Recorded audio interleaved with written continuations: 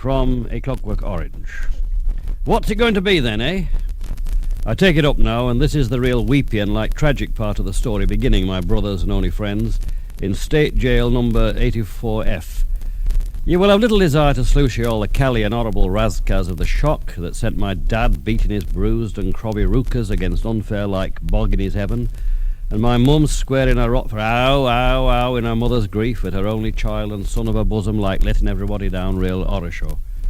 Then there was the starry, very grim magistrate in the lower court, gover-eating some very hard slovos against your friend and humble narrator, after all the cally and grahzny slander spat forth by P.R. Deltoid and the Rosses, bog blast them.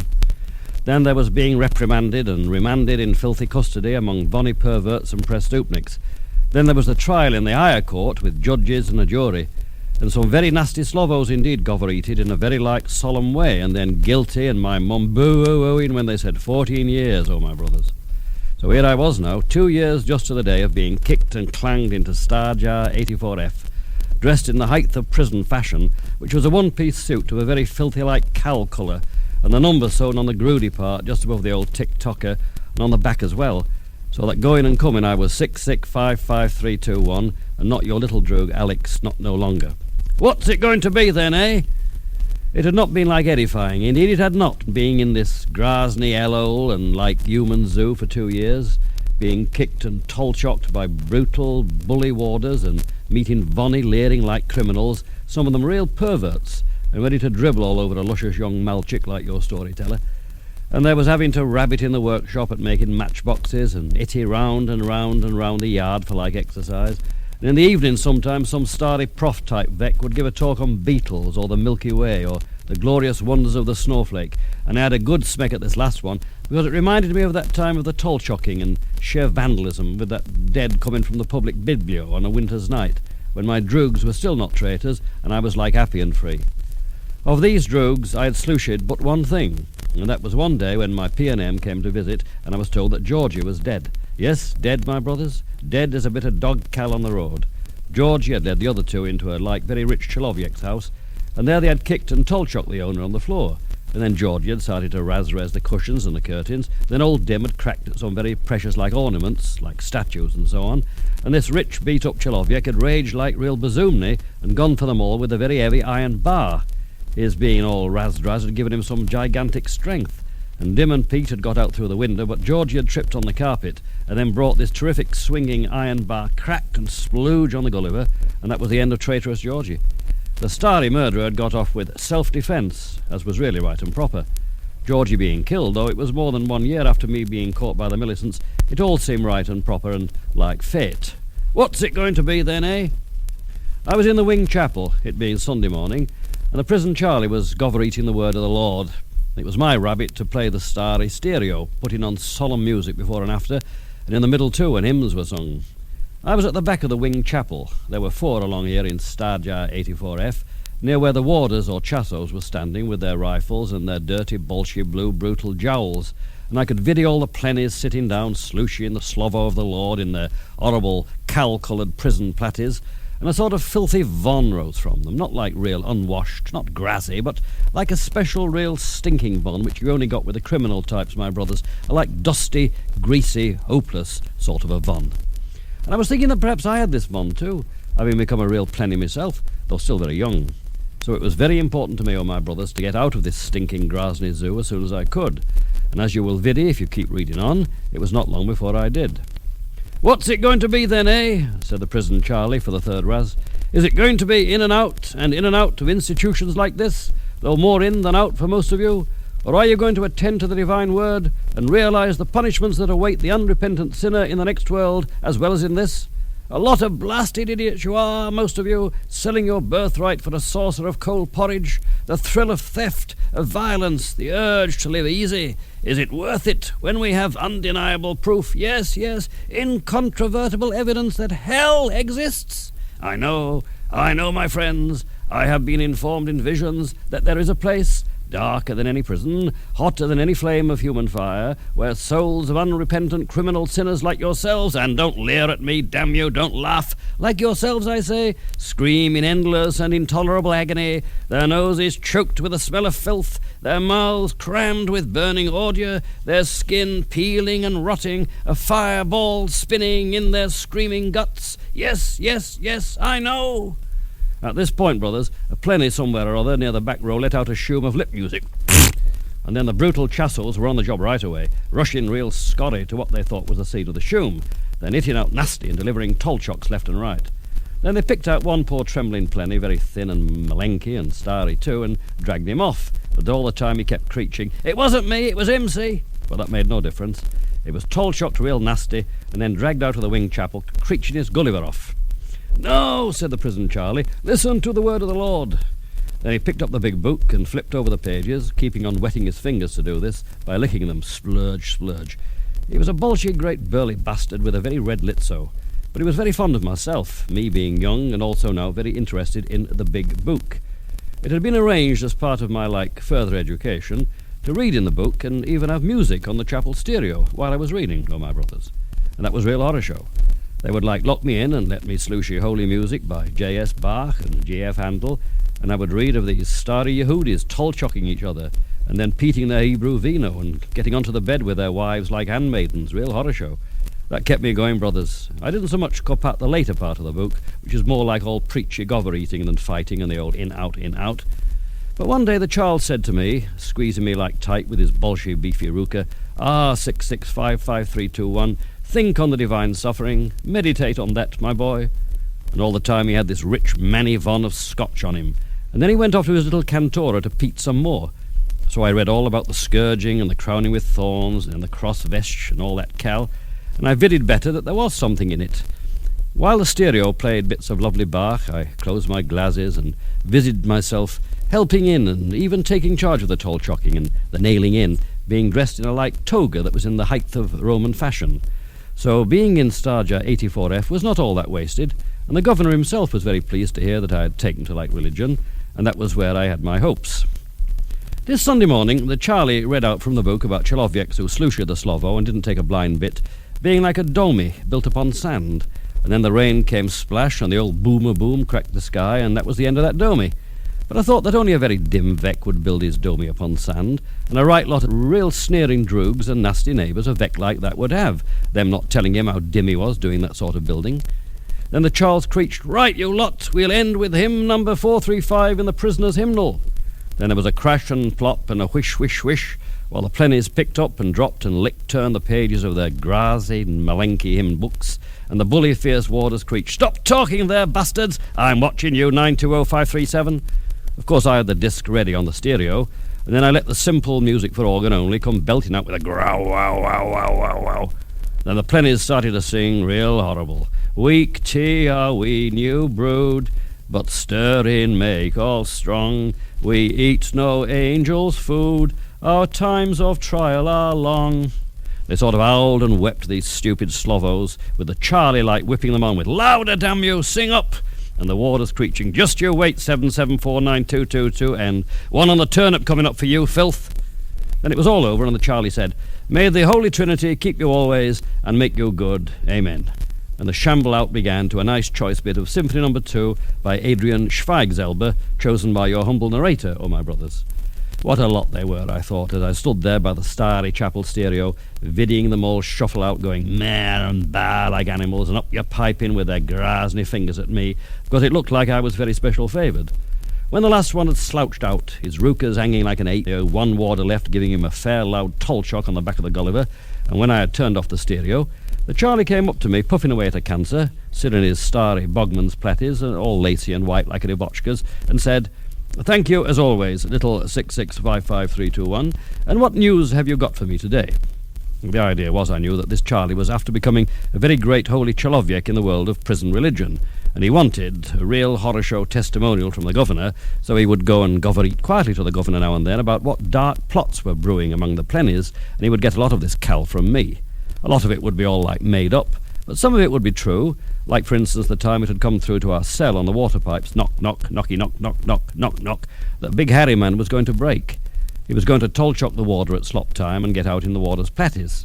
Then there was going to be a big throwing about of the horrible pisture we got in the dining hall, and I knew about that and told. Then the Charlie passed it on and was complimented, like by the governor, for his public spirit and keen ear. So this time I said, and this was not true, "Well, sir, it has come through on the pipes that a consignment of cocaine has arrived by irregular means, and that a cell somewhere along Tier 5 is to be the centre of distribution." I made all that up as I went along, like I made up so many of these stories, but the prison Charlie was very grateful, saying, "Good, good, good, I shall pass that on to himself," this being what he called the governor. Then I said, "Sir, I have done my best, have I not?" I always use my very polite gentleman's golos, gover-eating with those at the top. "I've tried, sir, haven't I?" "I think," said the Charlie, "that on the whole you have, 6655321. You've been very helpful, and I consider shown a genuine desire to reform. You will, if you continue in this manner, earn your remission with no trouble at all." "But, sir," I said, "how about this new thing they're talking about? How about this new, treatment that gets you out of prison in no time at all and makes sure that you never get back in again?" "Oh," he said, very wary. "Where did you hear this? Who's been telling you these things?" "These things get around, sir," I said. "Two warders talk, as it might be, and somebody can't help hearing what they say. And then somebody picks up a scrap of newspaper in the workshops, and the newspaper says all about it. How about you putting me in for this thing, sir, if I may make so bold as to make the suggestion?" You could hear him thinking about that while he puffed away at his cancer, wondering how much to say to me about what he knew about this vetch I'd mentioned. Then he said, "I take it you're referring to Lodovico's technique." He was still very wary. "I don't know what it's called, sir," I said. "All I know is that it gets you out quickly and makes sure that you don't get in again." "That is so," he said, his eyebrows like all beetling while he looked down at me. "That is quite so, 6655321. Of course, it's only in the experimental stage at the moment. It's very simple, but very drastic." "But it's being used here, isn't it, sir?" I said. "Those new, white buildings by the south wall, sir. We've watched those being built, sir, when we've been doing our exercise." "It's not been used yet," he said. "Not in this prison, 6655321. Himself has grave doubts about it. I must confess I share those doubts. The question is whether such a technique can really make a man good. Goodness comes from within, 6655321. Goodness is something chosen. When a man cannot choose, he ceases to be a man." He would have gone on with a lot more of this Cal, but we could sluice the next lot of plennies marching clank, clank, clank down the iron stairs to come for their bit of religion. He said, "We'll have a little chat about this some other time. Now you'd better start the voluntary." So I went over to the starry stereo and put on J.S. Bach's Wachet auf choral prelude, and in these grahzny, vonny, bastard criminals and perverts came shambling like a lot of broke-down apes, the warders or chassos barking at them and lashing them. And soon the prison Charlie was asking them, "What's it going to be then, eh?" And that's where you came in. We had 4 of these lomticks of prison religion that morning, but the Charles said no more to me about this Ludovico's technique, whatever it was, my brothers.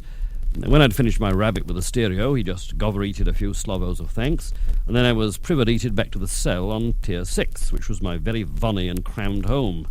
The chasso was not really too bad of a vec, and he did not toll-chock or kick me in when he'd opened up. He just said, "Here we are, sonny, back to the old water-hole." And there I was with my new type droogs, all very criminal, but Bogby praised, not given to perversions of the body. There was Zophar on his bunk, a very thin and brown vec who went on and on and on in his cancery golos, so that nobody bothered to sluice. What he was saying now, to nobody, was, "And at that time you couldn't get hold of a poggy," whatever that was, brothers. "Not if you used to hand over 10 million Archibald, so what do I do? Away I goes down to Turkey's and said I've got this sprug on that motto saying, what can he do?" It was all this very old-time, real criminal slang he spoke. Also there was Wall, who had only one glazzy, and he was tearing bits of his toenails off in honour of Sunday. Also there was Big Jew, a very fat, sweaty vec lying flat on his bunk like dead. In addition there was Joe John and the doctor.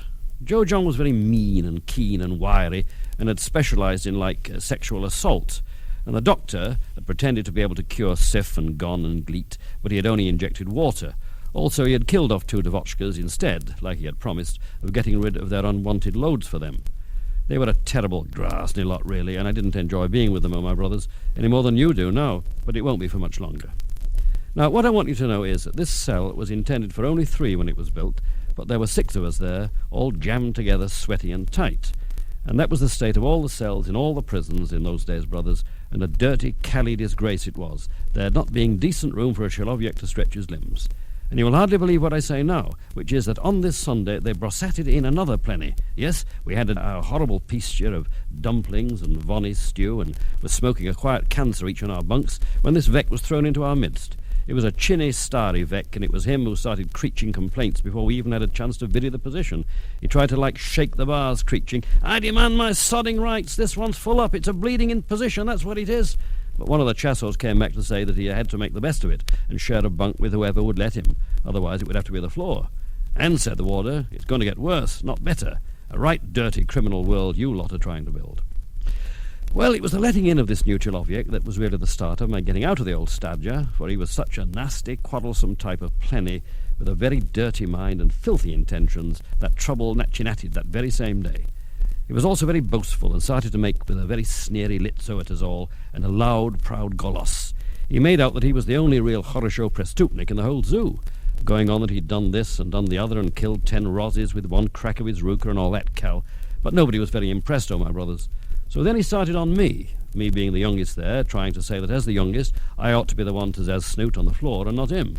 But all the others were for me, creeching, "Leave him alone, you grahzny, bratchny," and then he began the old whine about how nobody loved him. So that same notchy, I woke up to find this horrible plenny actually lying with me on my bunk, which was on the bottom of the 3-tier, and also very narrow, and he was gover-eating dirty like love slovos and stroking away. So then I got real bazoomly and lashed out, though I could not video all that horror show, there being only this malenky little red light outside on the landing. But I knew it was this one, the vonny bastard, and then when the trouble really got underway and the lights were turned on, I could video his horrible litzo with all crobby dripping from his rot where I'd hit out with my clawing rooker. What slew chatted then, of course, was that my cellmates woke up and started to join in, tall-chocking a bit wild in the near dark, and the shoom seemed to wake up the whole tier, so that you could slooshy a lot of creeching and banging about with tin mugs on the wall, as though all the plennies in all the cells thought a big break was about to commence, oh my brothers. So then the lights came on, and the chassos came along in their shirts and trousers and caps, waving big sticks. We could video each other's flushed litzos and the shaking of fisty rookers, and there was a lot of creeching and cursing. Then I put in my complaint, and every chasso said it was probably your humble narrator, brothers, that started it all anyway. Me having no mark of a scratch on me, but this horrible plenny dripping red crovy from the rot where I'd got him with my clawing rooker. That made me real bazoomly. I said I would not sleep another notchy in that cell if the prison authorities were going to allow horrible, vonny, stinking, perverted prestupniks to leap on my plot when I was in no position to defend myself, being asleep. Wait till the morning, they said. Is it a private room with bath and television that your honour requires? Well, all that will be seen to in the morning. But for the present, little Drew, get your bleeding Gulliver down on your straw-filled padushka, and let's have no more trouble from anyone. Right, right, right. Then off they went with stern warnings for all. Then soon after the lights went out, and then I said I would sit up all the rest of the notchy, saying first to this horrible prestupnik, "Go on, get on my bunk if you wish it. I fancy it no longer. You have made it filthy and cally with your horrible vonny plot lying on it already." But then the others joined in. Big Jew said, still sweating from the bit of a bit that we'd just had in the dark, "Not having that way not, brothers. Don't give in to the squirt." So this new one said, "Crash your dermot, yid," meaning to shut up, but it was very insulting. So then Big Jew got ready to launch a tolchok. The doctor said, "Come on, gentlemen, we don't want any trouble, do we?" in his very high-class golos. But this new prestupnik was really asking for it. You could vary that he thought he was a very big Bolshevik, and it was beneath his dignity to be sharing a cell with 6 and having to sleep on the floor, till I made this gesture at him. In his sneery way, he tried to take off the doctor, saying, "Oh, you want no more trouble, is that it, Archie Walls?" So Joe John, mean and keen and wily, said, "If we can't have sleep, let's have some education. Our new friend here had better be taught a lesson." Although he specialised in sexual assault, he had a nice way of gover-eating, quiet and precise. So the new plennies sneered, "Kish and cosh and coosh, you little terror." So then it all really started, but in a queer, gentle way, with nobody raising his golos much. The new plenny creeched a malenky bit at first, but the wall fisted his rot while Big Jew held him up against the bars so that he could be vidded in the malenky red light from the landing, and he just went, "Oh, oh, oh." It was not a very strong type of Vec, being very feeble in his trying to tolchok back, and I suppose he made up for this by being shoomly in the golos and very boastful. Anyway, seeing the old crovy flow red in the red light, I felt the old joy rising up in my kishkas, and I said, "Leave him to me. Go on, let me have him now, brothers." So Big Jew said, "Yeth, boy, that's fair. Flosh him then, Alex."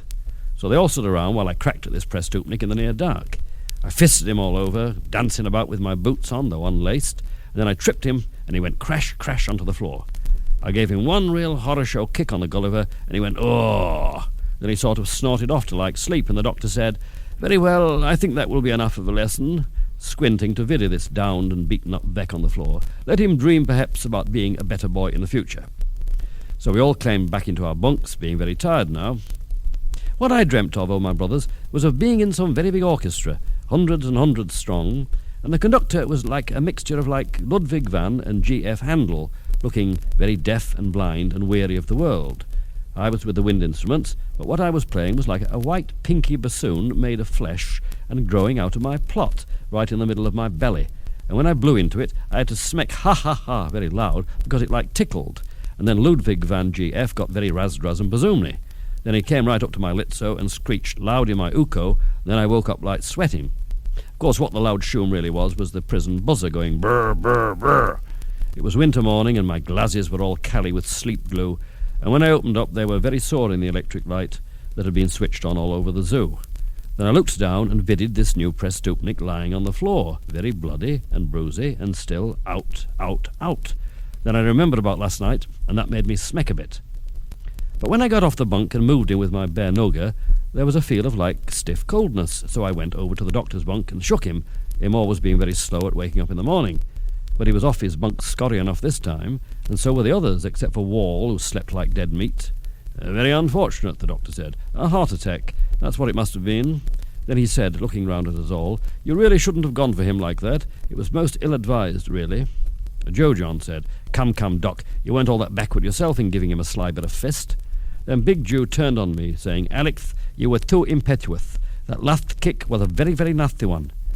I began to get razzed about this and said, "Who started it, eh? I only got in at the end, didn't I?" I pointed at Joe John and said, "It was your idea." Wall snored a bit, loud, so I said, "Wake that vonny bratchny up. It was him that kept on at his rot while Big Jew here had him up against the bars." The doctor said, "Nobody will deny having a gentle little hit at the man to teach him a lesson, so to speak. But it's apparent that you, my dear boy, with the forcefulness and, shall I say, heedlessness of youth, dealt him the coup de grace. It's a great pity." "Traitors," I said, "traitors and liars." Because I could vidi it was all like before, 2 years before, when my so-called droogs had left me to the brutal rookers of the Millicents. There was no trust anywhere in the world, oh my brothers, the way I could see it. And Joe John went and woke up Wall, and Wall was only too ready to swear it was your humble narrator that had done the real dirty toll-chocking and brutality. When the Chassos came along, and then the Chief Chasso, and then the Governor himself, all these cell droogs of mine were very shoomly with tales of what I'd done to Ubivet, this worthless pervert, whose crovy-covered plot lay sack-like on the floor. That was a very queer day, oh my brothers. The dead plot was carried off, and then everybody in the whole prison had to stay locked up till further orders, and there was no pischa given out, not even a mug of hot chai. We just all sat there, and the warders or Chasso sort of strode up and down the tier, now and then creeching, "Shut it!" or "Close that hole!" whenever they slooshed even a whisper from any of the cells. And about 11 o'clock in the morning there was a sort of like stiffening and like excitement and like the von of fear spreading from outside the cell, and then we could vidi the governor and the Chief Chasso and some very bolshy important-looking objects walking by right real scorry, gover-eating like bazoomny. They seemed to walk right to the end of the tier, then they could be slooshed walking back again, more slow this time, and you could sloosha the governor, a very sweaty, fatty, fair-haired Vex, saying slobos like, "But, sir," and "Well, what can be done, sir?" and so on. Then the whole lot stopped at our cell, and the Chief Chasso opened up. You could vidi who was the real important Vec right away, very tall and with blue glasses and with real horror show platies on him, the most lovely suit, brothers, I'd ever vidded, absolutely in the height of fashion. He just sort of looked right through us poor plennies, saying, in a very beautiful, real educated goss, "The government cannot be concerned any longer with outmoded penological theories. Cram criminals together and see what happens. You get concentrated criminality, crime in the midst of punishment. And soon we may be needing all our prison space for political offenders." I didn't pony this at all, brothers, but after all he was not gover-eating to me. Then he said, "Common criminals like this unsavoury crowd," that meant me, brothers, as well as the others who were real prestupniks and treacherous with it, "can best be dealt with on a purely curative basis. Kill the criminal reflex, that's all. Full implementation in a year's time. Punishment means nothing to them. You can see that. They enjoy their so-called punishment. They start murdering each other." And he turned his stern blue glasses onto me, so I said, bold, "With respect, sir, I object very strongly to what you said then. I am not a common criminal, sir, and I am not unsavoury. The others may be unsavoury, but I am not." The chief chasso went all purple and creaked, "You shut your bleeding hole, you! Don't you know who this is?" All right, said this big Vec. Then he turned to the governor and said, "You can use him as a trailblazer. He's young, bold, vicious. Brodsky will deal with him tomorrow, and you can sit in and watch Brodsky. It works all right, don't worry about that. This vicious young hoodlum will be transformed out of all recognition." And those hard Slovos brothers were like the beginning of my freedom.